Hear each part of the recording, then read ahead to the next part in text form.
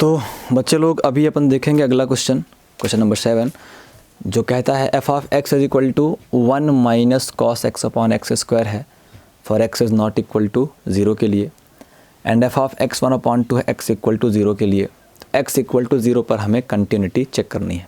Easy question है बच्चे, बस थोड़ा फार्मूले का इस्तेमाल हमें करना पड़ेगा।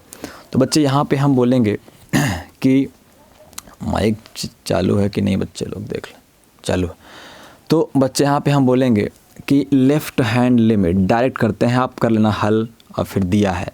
लेफ़्ट हैंड लिमिट क्या होता है limit x is trending to a minus f of x। अब वैल्यू पुट करो तो limit x is trending to a minus a क्या है बच्चे 0, तो 0 minus f of x। 0 minus के लिए एफ ऑफ x क्या है, 0 से कम के लिए एफ ऑफ x क्या है। तो बच्चे ये नॉट इक्वल टू 0 है, मतलब ये कम के लिए भी है और ज़्यादा के लिए भी है। तो एफ ऑफ x क्या हो जाएगा 1 minus cos x upon x square, 1 minus cos x upon x square. तो प्यारे बच्चों अभी अपन कर लें प्रतिस्थापन, तो बोलेंगे कि x is equal to 0 minus है तो 0 माइनस h रखने पर, तो हम बोलेंगे कि जब x is trending to 0, x जब 0 पे जा रहा है तो चेक करो h कहाँ जाएगा, h भी 0 पे जाएगा।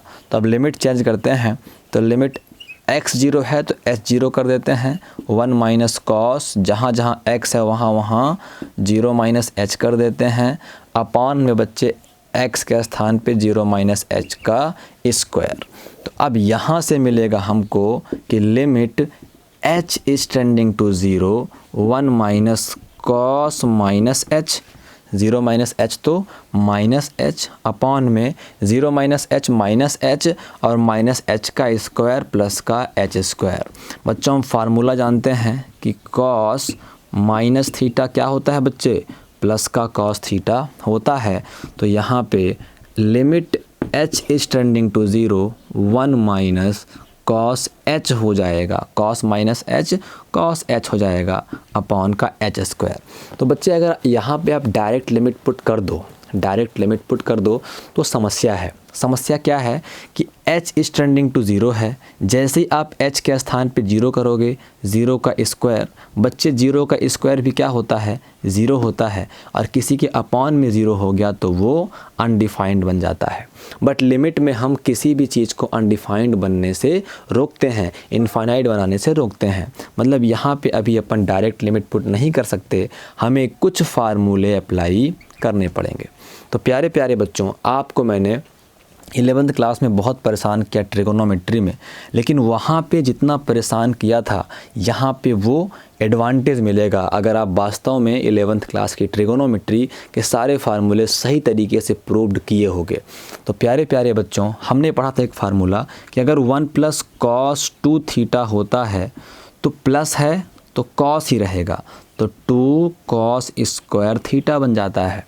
तो इससे कभी 1 प्लस कॉस थीटा बनाना हो तो 2 थीटा को आधा करोगे तो क्या बनेगा, थीटा बनेगा।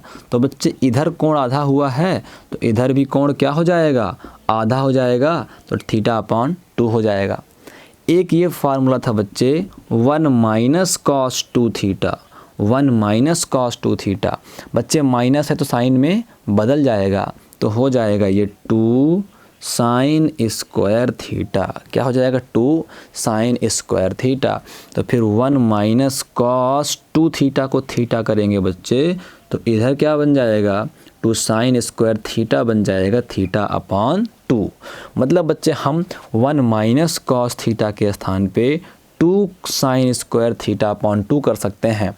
मतलब प्यारे बच्चों limit h is trending to 0, 1 minus cos h के स्थान पे कर सकते हैं 2 sine square h upon 2, upon में क्या है बच्चे h स्क्वायर है। कोई दिक्कत प्यारे बच्चों को?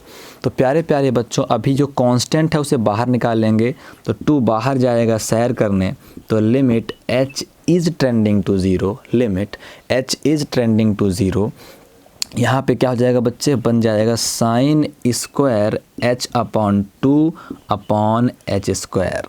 बच्चे लोग जानते हैं कि जब भी साइन हो तो हमारा काम क्या है, साइन का जो कोण है, साइन का जो कोण है वो अपॉन में लाना चाहिए, है ना बच्चे। तो पहले इसको सिंप्लीफाई कर लें अपन। तो limit h is tending to 0, यहाँ मैं साइन स्क्वायर थीटा को साइन थीटा का होल स्क्वायर कर सकता हूँ, क्योंकि एंगल से स्क्वायर का कोई लेन देन नहीं होता है। तो साइन स्क्वायर h/2 को मैं साइन h/2 का स्क्वायर कर सकता हूँ। बच्चे अपॉन में h स्क्वायर पहले से ही है।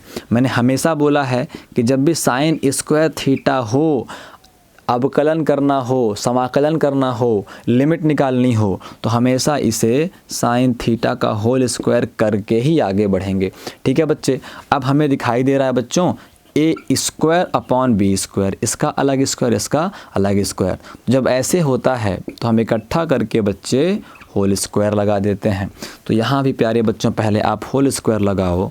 तो 2 limit h is tending to 0, यहाँ साइन h/2 अपॉन h का होल स्क्वायर।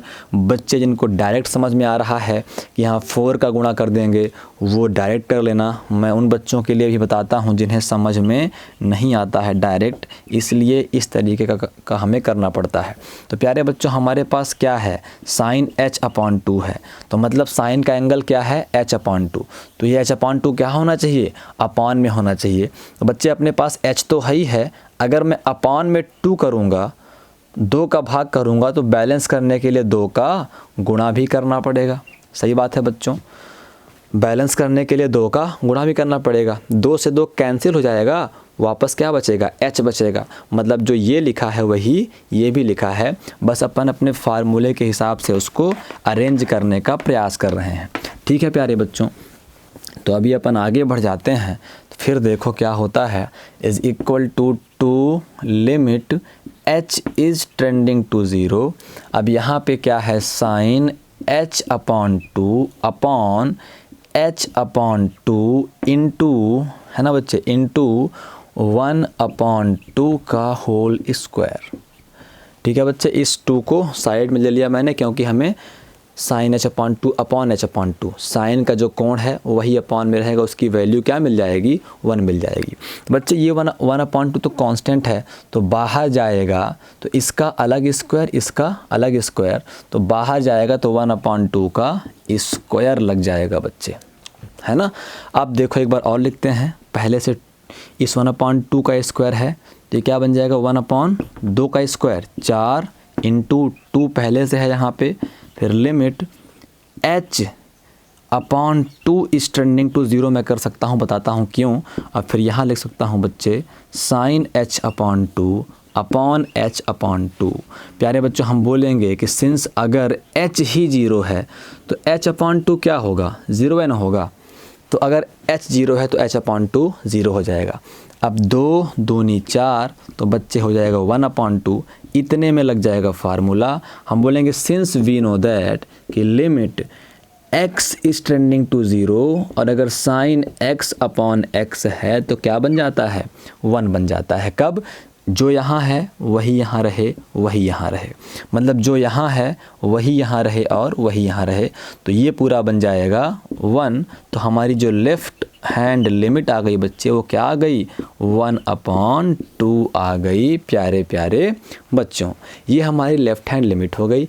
अब अपन देखते हैं right hand limit. Right hand limit भी बच्चे ही सेम रहेगा, है ना, एकदम से सेम रहेगा बच्चों राइट हैंड लिमिट भी। तो अभी देखो राइट हैंड लिमिट क्या होगी, तो यहाँ पे हम बोलेंगे right hand limit is equal to limit x is tending to 0 minus f of x, 0 minus f of x। तो 0 माइनस, या फिर पहले a माइनस ही कर दिया करें, और फिर limit x is tending to, a क्या है बच्चे, 0 है, राइट हैंड है तो प्लस होगा बच्चे, तो 0 plus f of x, 0 plus मतलब 0 से अधिक के लिए, ये अधिक के लिए भी है और कम के लिए भी है, तो 1 माइनस कॉस, ये हो जाएगा x अपॉन x स्क्वायर। फिर से वही, तो x इज़ इक्वल टू, क्या करने पर बच्चे, x is equal to 0 plus है तो 0 प्लस h रखने पर, तो प्यारे प्यारे बच्चों हम बोलेंगे कि जब x इज़ टेंडिंग टू 0 तो h क्या होगा, 0। सेम इसके लेफ़्ट हैंड वाले जैसा आप क्वेश्चन बन जाएगा। तो यहाँ पे हम पुट करते हैं x 0 है तो h0 1 माइनस कॉस x के स्थान पे 0 प्लस h करना है, अपॉन x के स्थान पे 0 प्लस h स्क्वायर है तो स्क्वायर लगा देना है। अब बच्चे कर लेना है सिंप्लीफाई, तो हो जाएगा limit h is trending to 0 1 minus cos h 1 minus cos h upon में h का स्क्वायर। बच्चे अभी भी दिक्कत है कि नहीं है? अभी भी दिक्कत है ना प्यारे बच्चों। देख लो, अगर डायरेक्ट लिमिट पुट करते हो तो अपॉन में 0 आ जाएगा तो अनडिफाइंड। सेम वही फार्मूला लगना है जो मैंने बताया था। हम बोलेंगे since we know that 1 minus cos 2 theta होता है। बच्चे माइनस है तो साइन में कन्वर्ट हो जाता है, तो 2 साइन स्क्वायर थीटा। तो अगर मैं 1 माइनस कॉस थीटा निकालूँ बच्चे, 2 थीटा का आधा थीटा, तो 2 साइन स्क्वायर थीटा अपॉन 2 बन जाएगा। तो प्यारे प्यारे बच्चों, अभी अपन क्या कर सकते हैं? अभी अपन कर सकते हैं limit h is trending to 0 1 minus cos h 2 sine square h upon 2 upon h square बन जाएगा बच्चे। इसमें 2 बाहर आ जाएगा तो limit h is trending to 0 ये बन जाएगा sine square h upon 2 upon h square.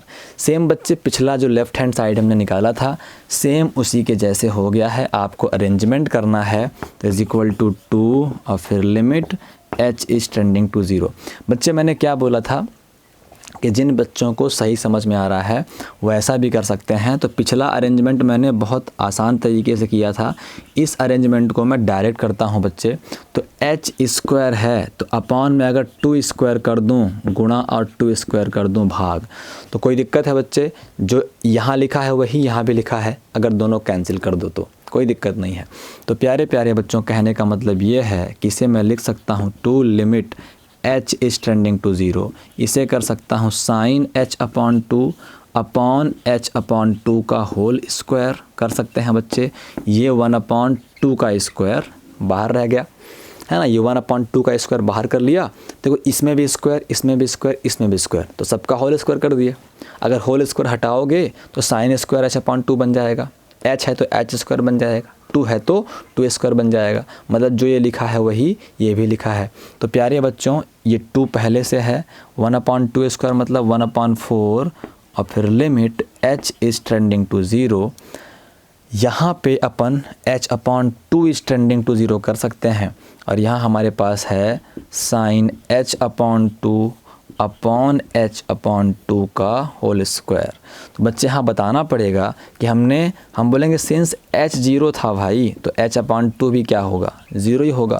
तो यहाँ मैंने h अपॉन 2 इसलिए कर दिया ताकि जो यहाँ रहे वही यहाँ रहे और वही यहाँ रहे, क्योंकि तीनों जगह सेम होता है तभी हम फार्मूला लगाते हैं।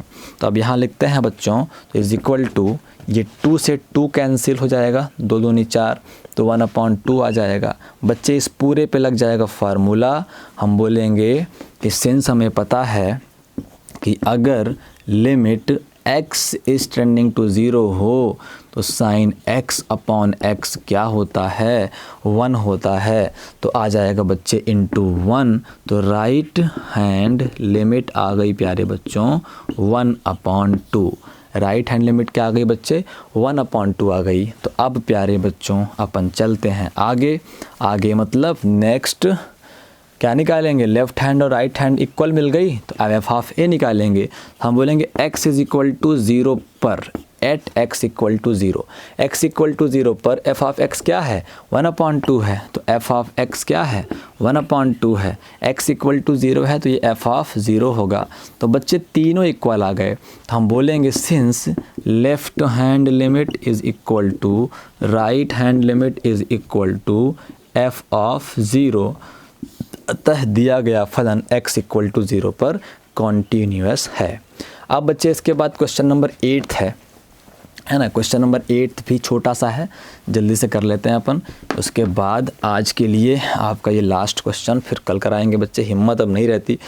अब वो तो आपको कौन पढ़ाए, है ना, या तो फिर आप घर से बाहर पढ़ने जाओ, रिस्क लेने जाओ, तो वो बच्चों को रिस्क ना लेना पड़े, इसलिए बच्चे अपन कर रहे हैं। तो क्वेश्चन नंबर 8 फिर से बच्चे कॉन्सेप्ट वाला वीडियो आ गया है। तो प्यारे बच्चों, मैं कॉन्सेप्ट वाला वीडियो नहीं बना पा रहा हूँ, आप एक बार ज़रूर पढ़ लो बच्चे, उसमें बहुत सारी डायरेक्ट लाइनें दी हुई हैं। तो बच्चे कहता है दर्शाइए कि, कहता है दर्शाइए कि modulus F of x is equal to modulus cos X, modulus cos X द्वारा परिभाषित फलन, द्वारा परिभाषित फलन क्या है, संतत है। ठीक है बच्चे लोग, तो इसको अपन दो तरीके से कर सकते हैं। एक वो तरीका जिस तरीके से हम करते चले आ रहे हैं, एक वो तरीका बच्चों जिस तरीके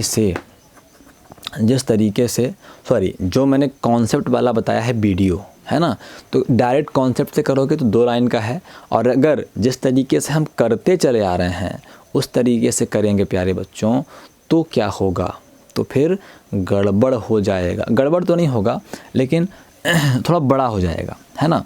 जैसे मान लो इसमें करना क्या पड़ेगा, हमें करना पड़ेगा F of x is equal to modulus cos X है, तो हम बोलेंगे F of x is equal to modulus cos X की डेफिनेशन होगी प्लस का कॉस एक्स जब एक्स इज़ ग्रेटर देन और इक्वल टू 0, है ना, पूरा जब cos X is greater than और इक्वल टू 0, और फिर माइनस का कॉस एक्स पूरा जब cos X is less than 0। तो ये एक बड़ी प्रक्रिया है, इसमें क्यों पढ़ेंगे फालतू में, अपन डायरेक्ट जो हमने फार्मूला देखा है, कॉन्सेप्ट मैंने बताया नहीं इसका पूरा। चलो अगला वीडियो बनाने का प्रयास करते हैं, लेकिन तुम लोग पढ़ने का प्रयास भी करो, स्टार्टिंग में ही दिया हुआ है।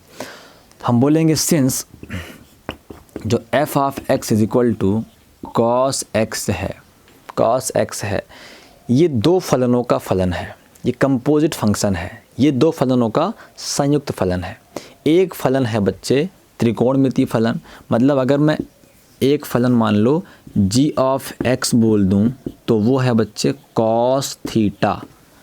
एक तो फलन इसके अंदर कॉस है ना बच्चे, एक तो इसके अंदर कॉस है, और एक फलन है प्यारे बच्चों अगर मैं h ऑफ x बोल दूं तो एक तो फंक्शन मॉड x भी है ना, क्या है बच्चे, मॉड x भी है।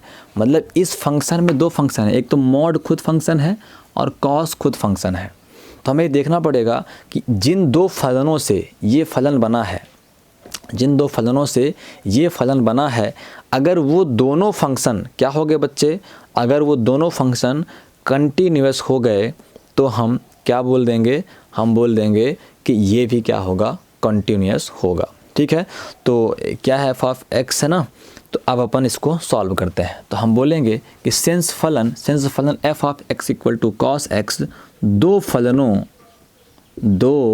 फलनों एक को मैं कहता हूँ g of x is equal to, पहले है कॉस x, नहीं पहले मॉड होगा, है ना, देखो पहले, हाँ ठीक है, पहले मॉड ऑफ x होगा, है ना बच्चे, पहले मॉडुलस x होगा, अब ना इसके अंदर कॉस आएगा, एवं h of x is equal to cos x का संयुक्त फलन है, संयुक्त फलन मतलब बच्चे कंपोजिट फंक्शन है। पिछले सामने पढ़ा था फॉग और गॉफ, है ना बच्चे, FOG F of G of X और GOF पढ़ा था, 2 फलनों से फॉग और गॉफ को बनाते थे, है ना बच्चे। तो का संयुक्त फलन है the given function F of X equal to composite function of 2 function g of x equal to mod of x and h of x is equal to cos of x। ठीक है बच्चे, तो पहले हम बात करते हैं, अरे यार, का संयुक्त फलन है, कंपोजिट फंक्शन है, संयुक्त फलन है, तो हम सीधे बोलेंगे कि f of x is equal to modulus x, f of x is equal to क्या होगा बच्चे,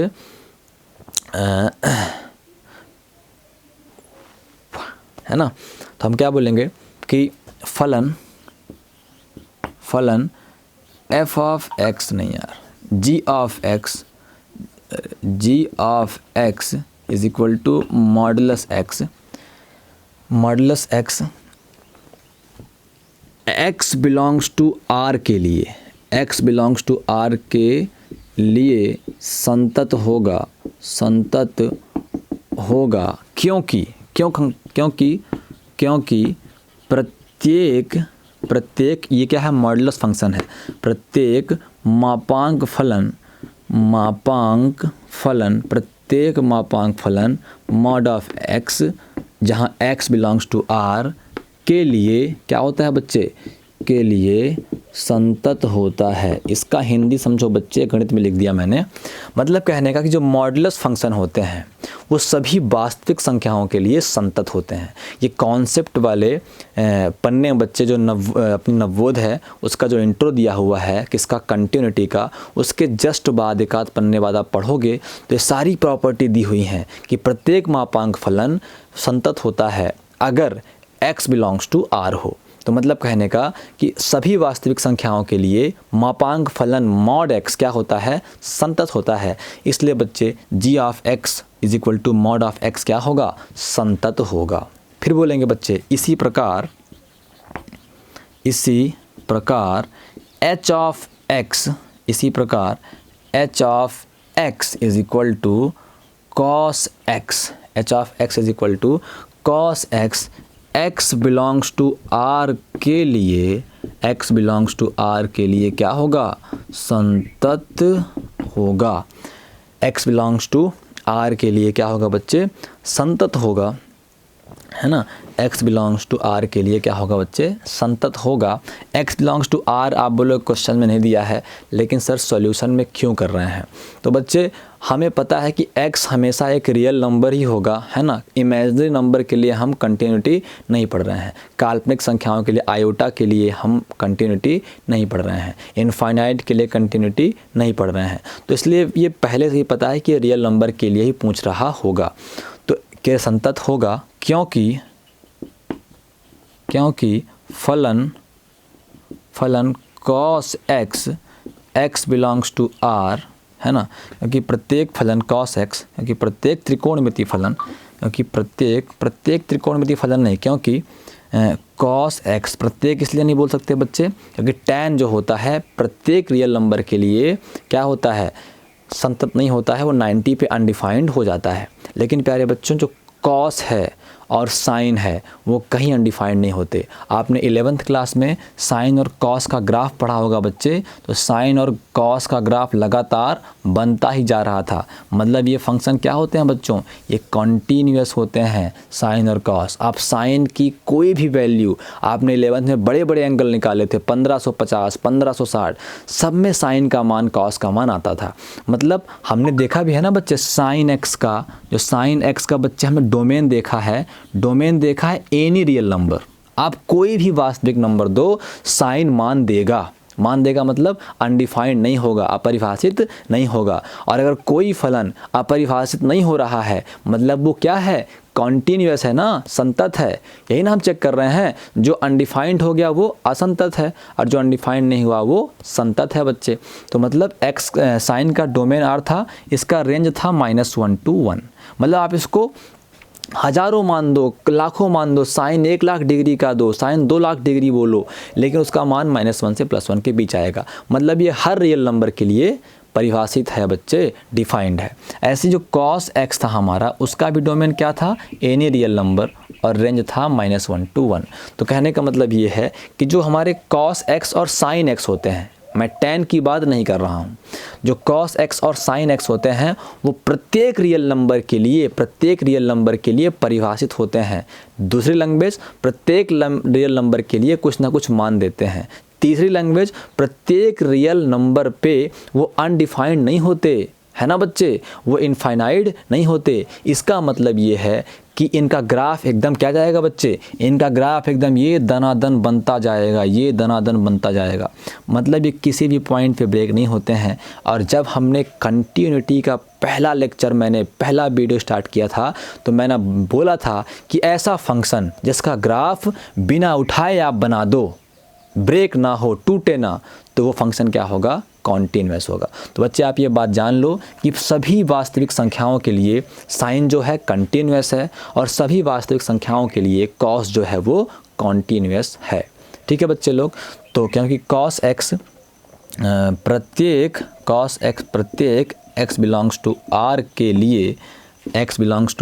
के लिए संतत होता है।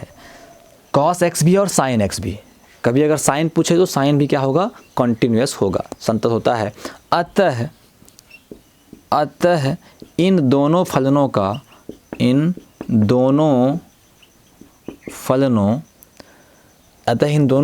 का संयुक्त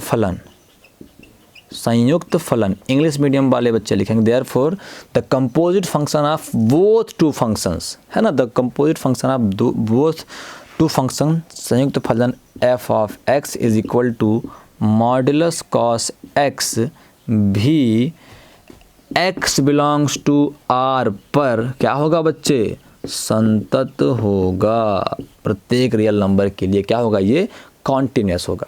तो प्यारे बच्चों, अब मिलते हैं अगले वीडियो में, तब तक के लिए नमस्कार और बहुत बहुत धन्यवाद यहाँ तक पहुँचने का।